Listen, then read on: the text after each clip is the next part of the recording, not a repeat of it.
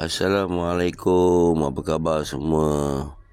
Okey, berita di Middle East dengan Houthi makin melakukan rampasan kapal dagang. Dan mereka bukan hanya merampas kapal dagang di Red Sea, mereka ada tujuan dia. Jika penutupan Red Sea, negara besar seperti US kena masuk campur, dan Houthi mereka lakukan ini untuk menunjukkan solidariti mereka bersama Palestin.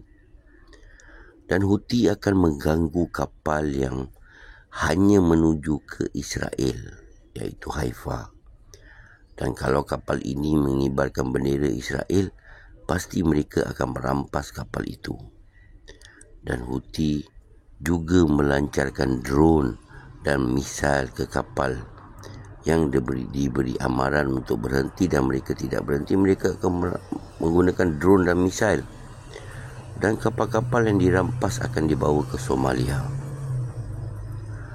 Dan Jerman dan syarikat perkapalan Mars telah memberhentikan perjalanan laluan ke Red Sea.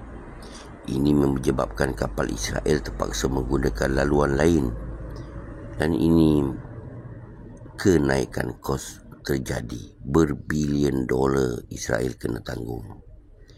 Ingat teman-teman, kalau lama ikut channel saya dari mula, kita akan tahu motif merampas kapal ini adalah untuk mengganggu penghantaran senjata yang dihantar dari US ke Israel. Kerana perang Ukraine, US lebih suka menggunakan jalan laut untuk menghantar senjata mereka, kerana ini adalah lebih murah. Lepas ini pasti negara Uncle Sam akan marah. Kita akan lihat nanti apa yang US akan buat. Europe juga menyatakan untuk menghantar kapal perang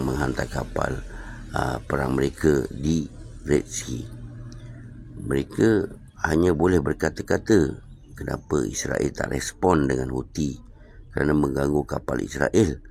Kerana Israel tahu kemampuan misail Houthi. Dan kenapa negara EU nak terpekik terlolong dengan apa yang Houthi lakukan? Kerana bekalan senjata Israel diganggu Houthi, dan port di Israel juga ditutup dengan serangan misail Houthi. Port Israel, sebab Red Sea adalah penting untuk negara Arab untuk menghantar minyak dan gas ke Europe. Dan perang Ukraine dan sekarang Gaza, macam negara EU menembak di kaki mereka sendiri. Hanya Houthi meminta Israel berhentikan serangan ke Palestin, baru mereka tidak akan ganggu kapal laut yang lalu di Red Sea. Dan syarikat perkapalan memberhentikan penggunaan laluan di Red Sea. 12% global trade melalui Red Sea. Dan sungguh berani Houthi mempertahankan macam mana mereka mempertahankan Palestin. Media antarabangsa tidak membincangkan perkara ini. Iran juga semalam telah menjatuhkan hukuman kepada anggota Mossad yang berada di Iran. Ada komen semalam marah saya kenapa saya suka cerita tentang Ukraine dan Rusia. Alasan saya hanya taktik perang Rusia yang membuatkan saya nampak, dan banyak negara belajar bagaimana senjata dan bagaimana semua kelengkapan dihantar ke Ukraine.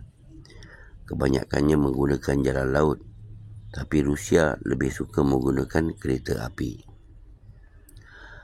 Kalau perang besar ini berlaku di Red Sea, pasti US dan EU nak kena bawa lebih banyak pertahanan udara mereka ke atas kapal, kerana mereka akan dimandikan misail dan drone Houthi di Red Sea.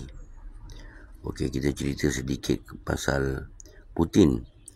Putin menjawab banyak soalan apa yang ditanya media antarabangsa beberapa hari lepas. Dia berucap selama 4 jam 10 minit. Dengan dia berkata apa plan Rusia selepas ini. Ini ditunggu dunia apa yang Putin akan berucap untuk penutupan 2023 ini. Dan bila media dibenarkan bertanya, Putin berkata soalan pertama yang dia nak adalah dari media masa China. Media Western selepas itu, dia kata. Dan hanya 4 jam saja pun kurang kerana sebelum ini lebih daripada 4 jam Putin akan berucap tanpa menggunakan kertas dan menjawab segala apa yang orang tanya tanpa menggunakan kertas.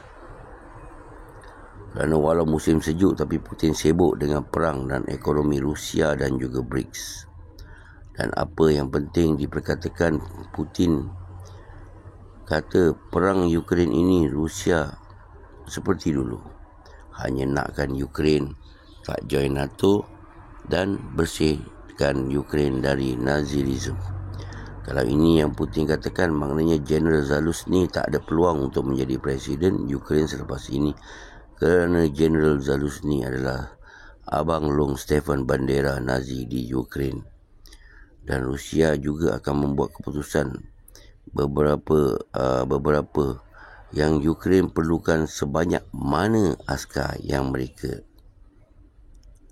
Maksud Putin, Ukraine tidak ada kekuatan askar selepas ini untuk menyerang Rusia. Dan Putin juga berkata nak menetralkan askar Ukraine. 400 tank Ukraine dapat dari Western. Dan Ukraine dapat lebih tank. Ukraine dapat semua senjata ini free. Dan sekarang senjata free ini Ukraine tidak dapat lagi kemungkinannya.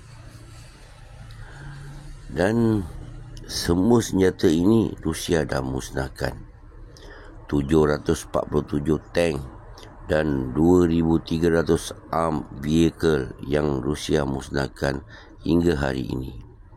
Dan Putin tidak akan tunduk dengan Ukraine. Dan sekarang Ukraine kena ikut kemahuan apa yang Rusia mahukan. Dan Putin juga berkata tentang bandar pelabuhan Ukraine. Itu adalah miliknya. Sebelum ini Rusia hanya nak empat kawasan saja, tapi sekarang kerana Ukraine pun dah makin melawan dan Rusia makin ke hadapan. Jadi Rusia sekarang nakkan lebih kawasan. Kalau Ukraine tidak berhenti, kalau Rusia dah sampai kat Dnieper River, maknanya Ukraine sudah tidak ada apa-apa lagi bandar penting yang besar-besar untuk mereka kalau mereka tak surrender sekarang. Dan dari mula-mula perang, Rusia bukan hanya nak menakluk Ukraine, tapi untuk bersihkan senjata dan askar Ukraine. Ini yang Putin katakan sekali lagi.